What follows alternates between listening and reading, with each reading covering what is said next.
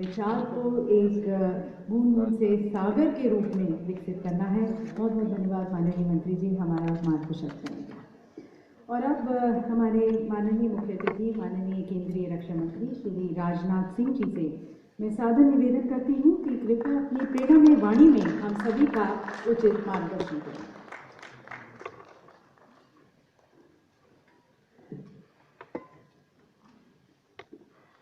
मेरे मित्र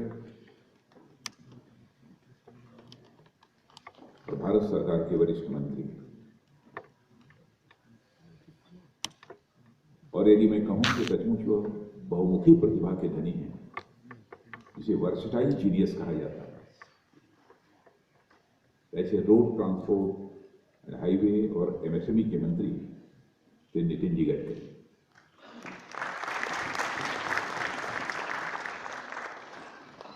और मैं उन्हें वर्सटाइल जीनियस, बहुमुखी प्रतिभा का धनी इसलिए कह रहा हूं कि 1 साल 2 साल से उनको मैं नहीं जानता। मैं लगभग 21 वर्षों से उन्हें अच्छी तरह जानता हूं। शायद आप में से कम लोगों को जानकारी होगी कि एक बार सरफेस ट्रांसपोर्ट मिनिस्ट्री, जिसमें कि रोड ट्रांसपोर्ट एंड हाईवे आता है, शिपिंग भी था, 11 महीने के लिए यह जिम्मेदारी मेरे पास भी रही। जब आज अटल बिहारी वाजपेयी जी भारत सरकार के मंत्री, उस समय भी रोड ट्रांसपोर्ट एंड हाईवे में यदि किसी की मदद लेने की जरूरत पड़ती थी तो हम लोग नितिन जी की मदद लेते थे। वैसे ही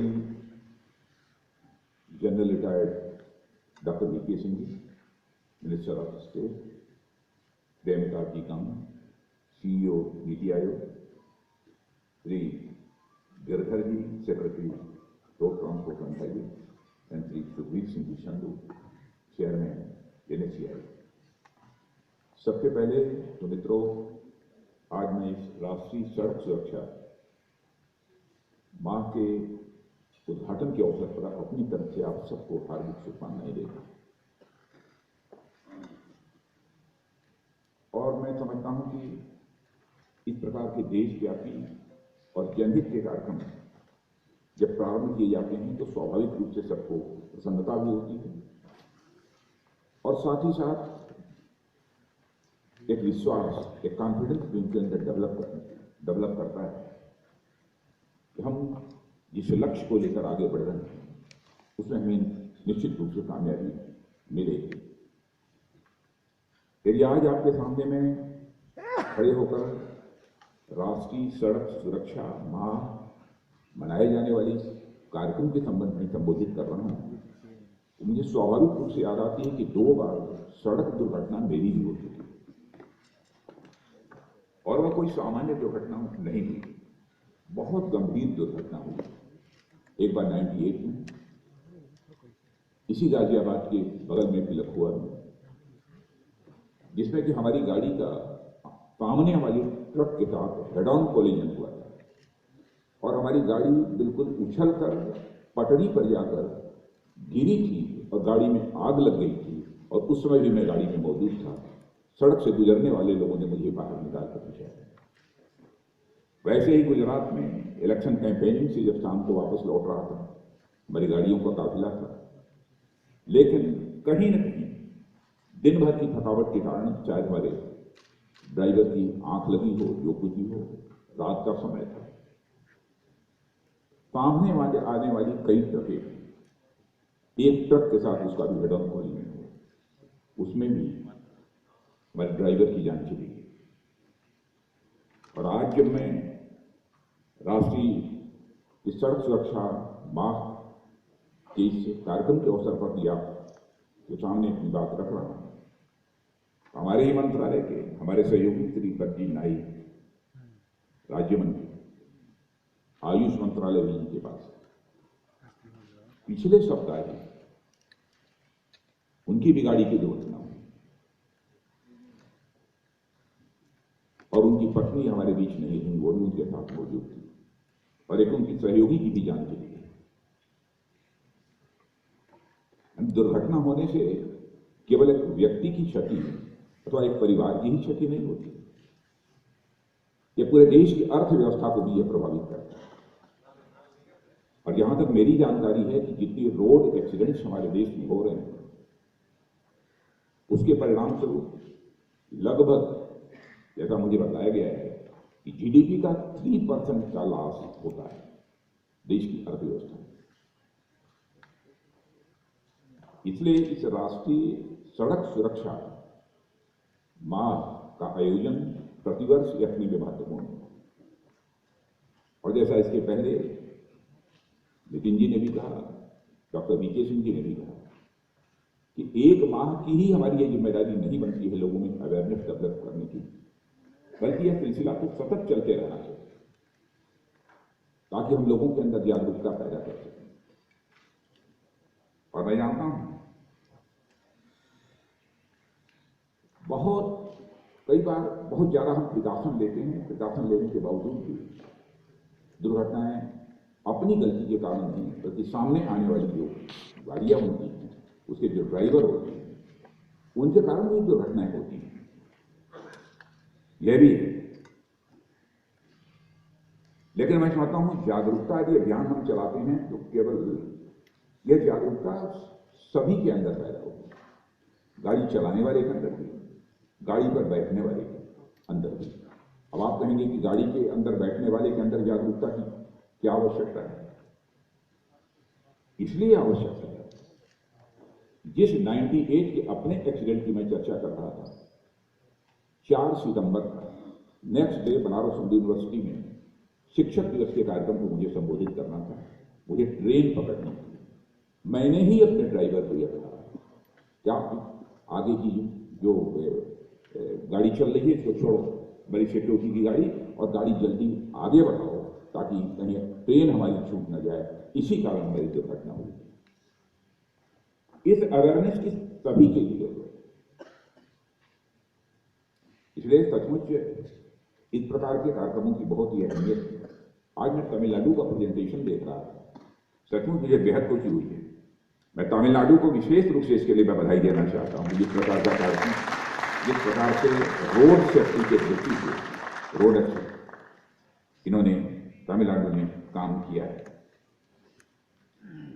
2016 के आंकड़े की कोई मुझसे चर्चा कर रहा है, जो एक ऐसा वर्ष रहा है जिसमें कि लगभग 4.75 लाख, 5 करोड़ के आसपास दुर्घटना उस वर्ष हुई है। मैं कोविड पैंडेमिक के बारे में सोच रहा था कि लगभग 9-10 महीने में, 11 महीने में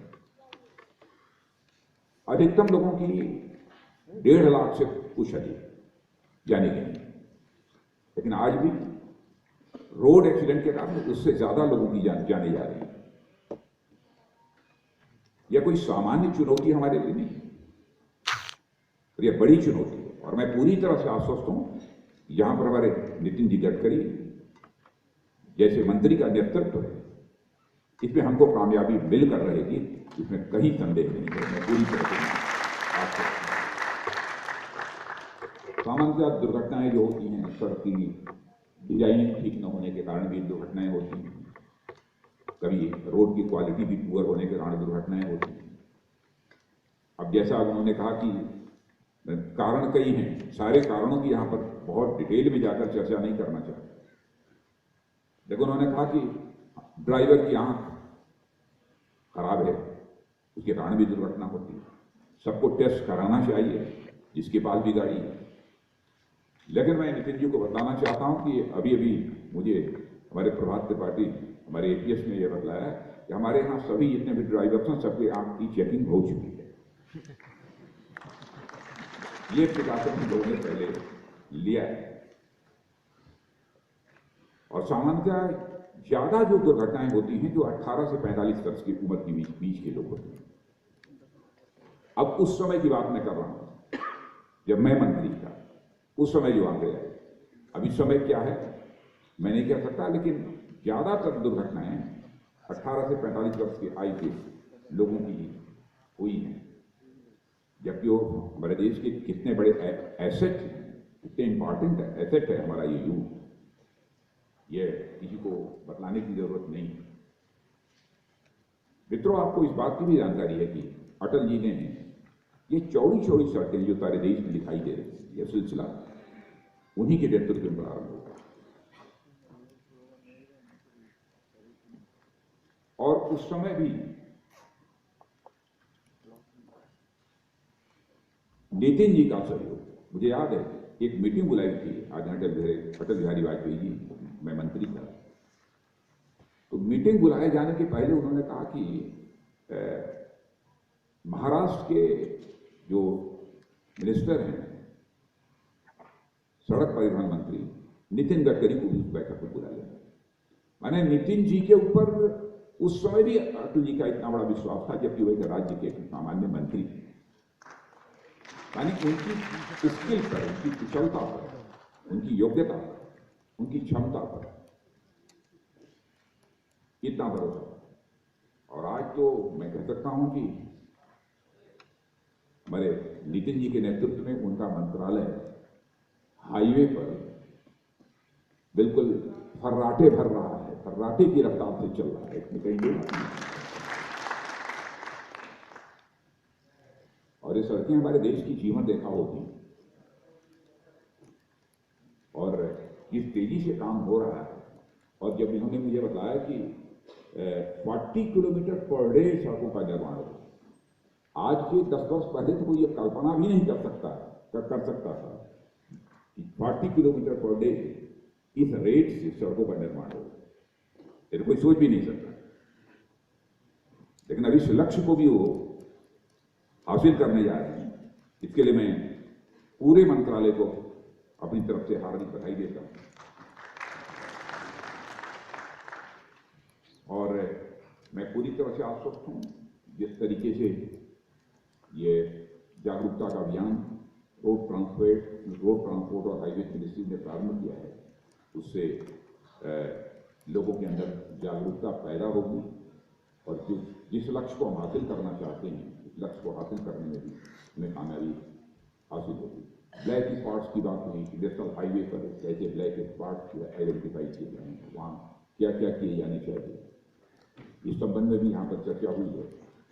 तो बहुत सारी चीज़ों की चर्चा डिटेल में जाकर नहीं करना चाहता, क्योंकि प्रेजेंटेशन में भी बहुत सारी बातें आ रही हैं और हमारे बोलने के पहले जिन वक्ताओं ने विचार व्यक्त किए हैं उनकी बातों में भी बहुत सारी चीज़ें आ गई। मोटर व्हीकल एक्ट हाल में ही पिछले वर्ष जो संशोधन हुआ है, उसके कारण भी मैं समझता हूँ कि रोड एक्सीडेंट के मामलों में काफ़ी ये कमी आएगी। क्विक रेस्पॉन्स है, एम्बुलेंसेज की भी व्यवस्था हुई है हर 50 किलोमीटर पर। अब जाकर पिछले कुछ वर्षों में हुई, पहले इस प्रकार की व्यवस्था नहीं थी। जिनका एक्सीडेंट होता है, जिनकी सीरियस इंजरी होती है, कम से कम उनकी जानें तो बचती है। कई प्रिकॉशन लिए हैं। तो मैं कह सकता हूं कि बॉर्डर रोड ऑर्गेनाइजेशन जो हमारी सीमाई क्षेत्र है, बॉर्डर एरिया, उन्हें बॉर्डर रोड ऑर्गेनाइजेशन भी बहुत ही अच्छा काम कर रहा है। राज्य को सम्मानित किया गया है, जो अटल टनल हमारा रोहतांग का है, उसका बहुत ही महत्व है। वहां के रहने वाले लोगों की दृष्टि से तो उसका जो महत्व है तो है, स्ट्रेटेजिक इंपॉर्टेंस उस टनल का बहुत ही लगन के साथ बॉर्डर रोड ऑर्गेनाइजेशन और उसके सारे इंजीनियर और सारे लोगों ने बनाई है, उसकी जितनी भी प्रशंसा की जाए। और मैं तो कहूंगा कि जिन लोगों ने न देखा हो, उन्हें जाकर वो टनल देखनी चाहिए। दुनिया में सबसे ऊंचाई पर बनी हुई कोई यह टनल है तो यह अटल टनल रोहतांग है, और एक बहुत बड़ा यह काम हुआ है। और इससे उस क्षेत्र का भी सोशियो इकोनॉमिक डेवलपमेंट तो होगा ही है, होगा, और साथ ही साथ जैसा मैंने कहा कि स्ट्रेटेजिक पॉइंट ऑफ व्यू से भी यह काफी उपयोगी है। मित्रों, आज के अवसर पर मैं समझता हूं कि इससे ज्यादा मुझे कुछ कहने की कोई जरूरत नहीं है। फिक्की, सैम और अन्य संगठनों के द्वारा जो संयुक्त रूप से सेफ स्ट्रीट चैलेंज का ये एक जो संकल्प लिया गया है, चुनौती को जो स्वीकार किया गया है, उसके लिए मैं आप सबको अपनी तरफ से हार्दिक शुभकामनाएं देता हूं। और ये जो सड़क सुरक्षा सप्ताह पखवाड़े की शुरुआत हो रही है, जिस लक्ष्य को हो रही है, उस लक्ष्य को हासिल करने में आपको कामयाबी हासिल हो, यह शुभकामनाएं देते हुए मैं अपना निवेदन समाप्त करता हूं।